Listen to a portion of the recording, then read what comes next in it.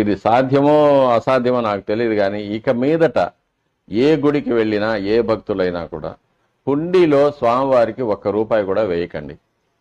ఎందుకంటే తిరుమలలో కూడా స్వామివారికి ఒక రోజుకి 2.5 కోటి నుంచి 3 కోట్ల రూపాయల వరకు ఆదాయం వస్తుంది. కానీ ₹1 కూడా స్వామివారి సేవకు వినియోగించబడడం లేదు. భక్తులు తాము కష్టపడి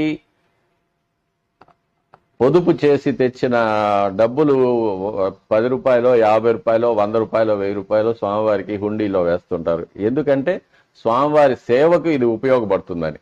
కానీ తిరుమలలో స్వామివారికి పుష్పాలు డోనర్లు ఇస్తారు, వస్త్రాలు డోనర్లు ఇస్తారు, ప్రసాదాలు డోనర్లు ఇస్తారు, అలంకారాలు ఉత్సవాలు డోనర్ల దగ్గర నుంచి కలెక్ట్ చేసుకుంటారు. కానీ హుండీలో నుంచి ₹1 కూడా స్వామివారికి సేవకు అని వాడే